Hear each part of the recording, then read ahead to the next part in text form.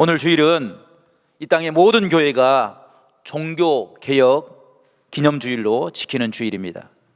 이렇게 모든 교회가 종교개혁 기념주일을 지키는 것은 지금으로부터 504년 전 1517년 마틴 루터가 일으킨 종교개혁이라는 사건을 절대적인 의미를 부여하기 위한 것이 아닙니다.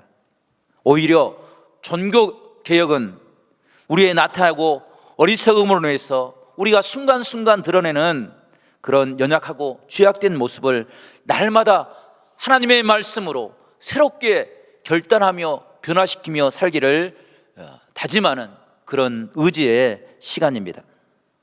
마틴 루터가 새로움을 결단하고 95개의 반박문과 함께 종교개혁의 5가지 정신을 이렇게 선언했습니다. 오직 말씀으로, 오직 예수 그리스도로, 오직 믿음으로, 오직 은혜로, 오직 하나님께만 영광을 돌리기 위해 살게나라고 외쳤습니다. 이 선언은 중세에 가장 강력한 힘을 가지고 있었던 교황청을 향한 도전이 되었습니다.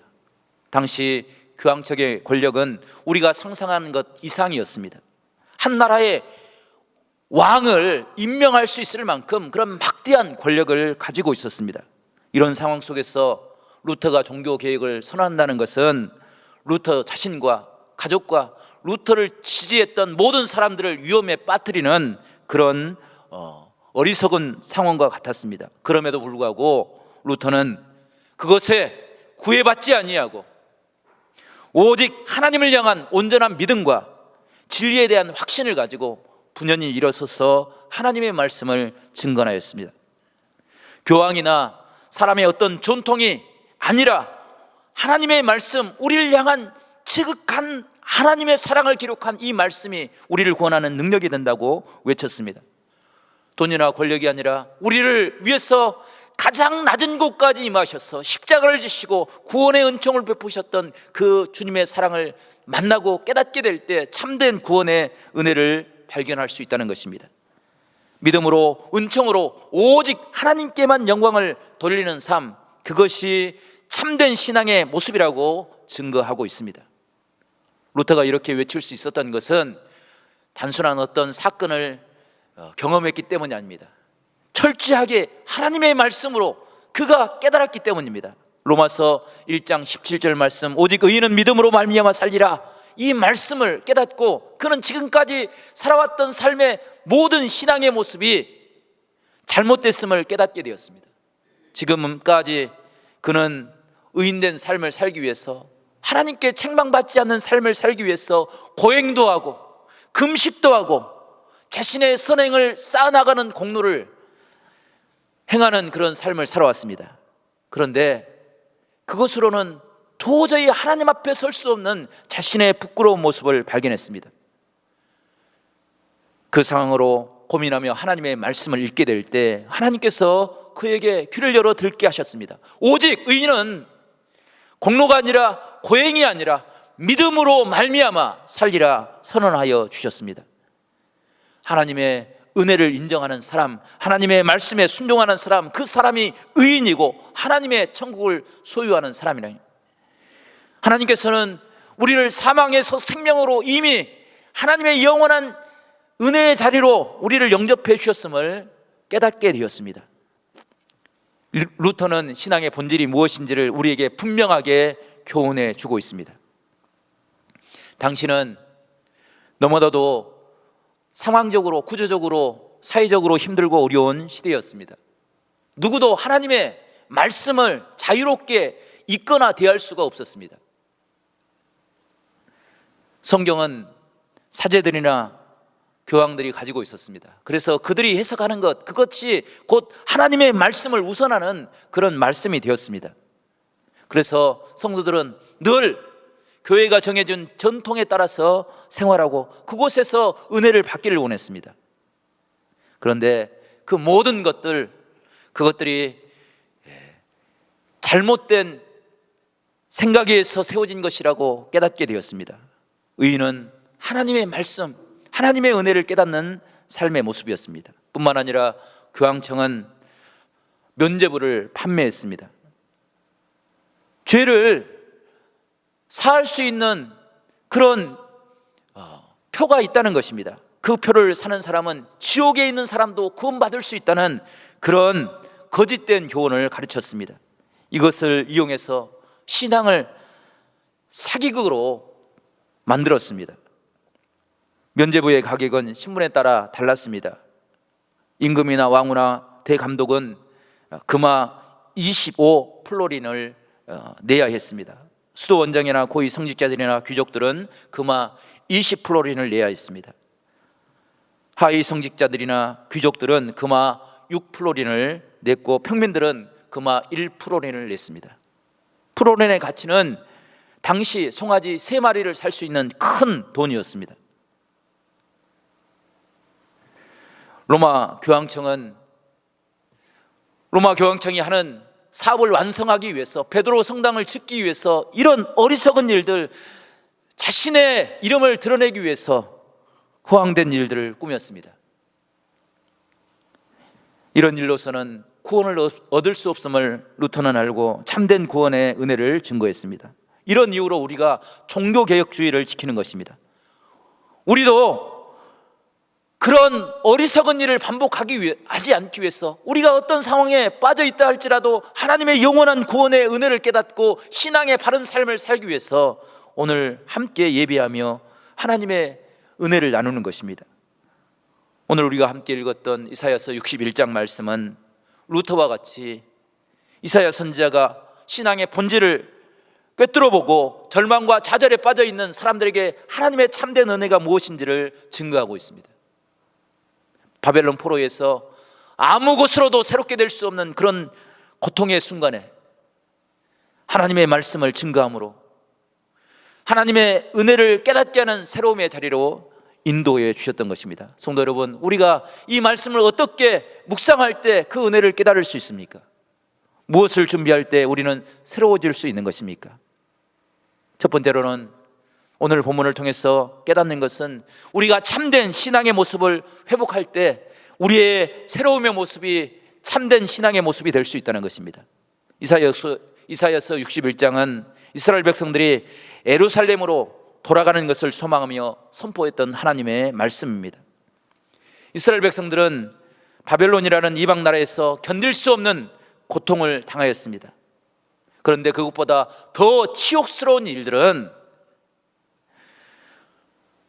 바벨론에서 당하는 그 고통 가운데서도 하나님의 섭리와 계획을 깨달을 수 없었다는 것입니다. 이스라엘 백성들은 바벨론에서 다시 예루살렘으로 돌아가서 옛 다윗의 전성기를 회복할 것을 소망하고 그것을 고민하였습니다. 하지만 바벨론에서는 그 꿈을 이룰 수 있는 방법이 전혀 없었습니다. 그래서 이스라엘 백성들은 모일 때마다 이룰 수 없는 현실을 바라보면서 절망의 노래를 불렀습니다. 그런데 이런 이스라엘 백성들을 향하여 하나님께서는 이사야 선지자를 통해서 하나님의 회복을 선언하신 것입니다. 하나님의 계획은, 하나님께서 바벨론으로 이스라엘 백성들을 인도하시는 것은 강력한 군대를 만들어서 부유한 나라를 이루기 위해서가 아니라 어떤 상황 속에서도, 어떤 고난 가운데서도 그 상황 가운데 함께 하시는 하나님을 깨달음으로 오직 하나님을 바라보는, 하나님만을 바라보는 믿음의 삶을 살라는 그런 은혜를 허락하시기 위해서 바벨론의 시간들을 준비하신 것입니다. 그 하나님의 은혜를 깨닫기 위해서, 어떤 상황 속에서도 하나님을 떠나지 않기 위해서 우리가 구해야 될 것이 무엇인지를 이야기하고 있는데, 그것이 오늘 1절에 이야기하는 하나님께서 하나님의 영을 내려주시겠다 약속하시는 은혜의 말씀입니다. 하나님이 임하는 하나님의 은혜를 깨닫게 될 때 가난한 자에게는 아름다운 복음의 소식이 증거가 되고, 마음이 상한 자에게는 고침의 역사가 일어나고, 포로된 자에게는 자유함이, 갇힌 자에게 노임이 선포될 수 있다는 것입니다. 하나님의 은혜를 깨닫게 될 때 슬픔 대신에 화관을 허락하시는 은혜를 발견하게 되고, 저주와 같은 재앙의 죄를 대신하여 기쁨의 기름을 회복하는 역사가 일어나는, 근심을 대신하여 찬송의 옷을 주시겠다는 하나님의 말씀입니다. 이 말씀을 면면히 살펴보게 되면 이것은 환경적인 변화가 아닙니다. 마음의 변화이고 심령의 변화입니다. 바벨론에서 예루살렘으로 돌아가야만 이루어지는 그런 환경의 변화가 아니라 오늘 이 시간에도 바벨론에서도 고통당하는 그 상황 가운데서도 하나님을 깨닫고 하나님을 만나고 오직 하나님만을 바라볼 때 이루어지는 하나님의 참된 은혜인 것입니다.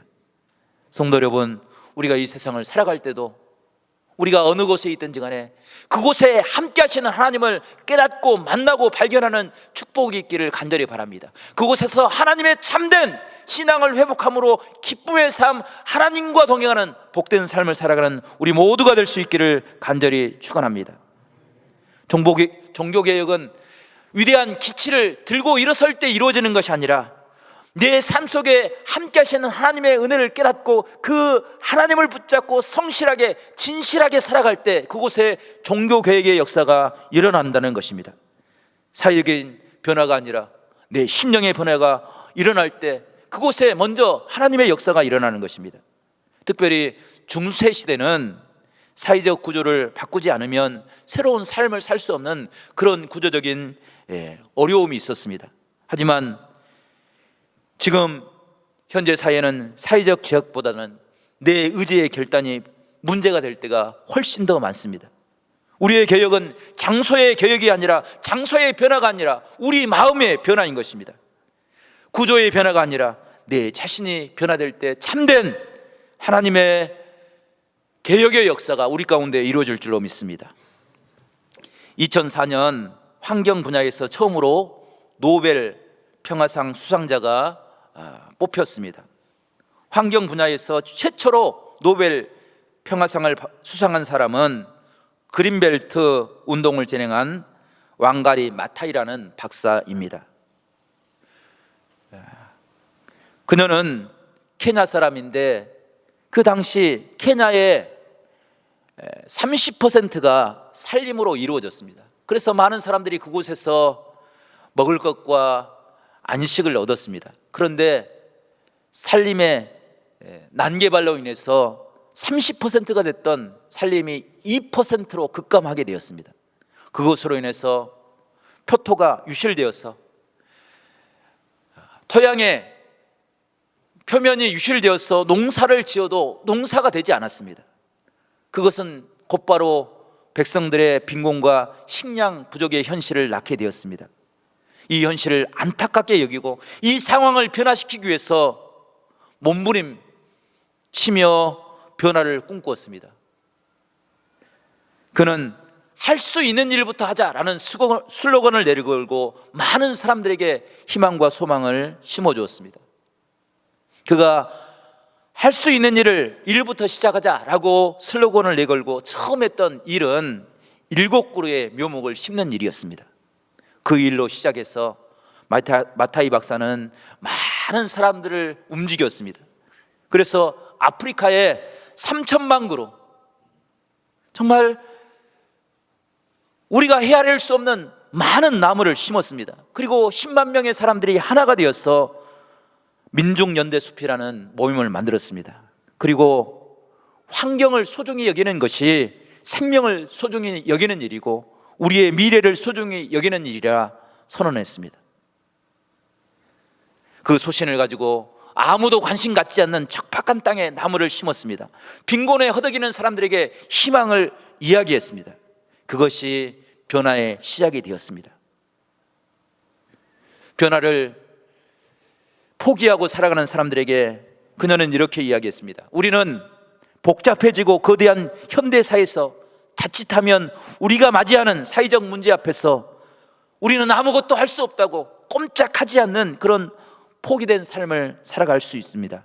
하지만 이런 운동을 통해서 우리는 어떤 상황도 우리가 포기하지 아니하면 변화시킬 수 있다는 가능성을 깨닫게 되었습니다. 저 풍부한 살림의 시작은 한 그루의 묘목에서 시작됩니다. 도도한 대화도 한 방울의 물방울에서 시작됩니다.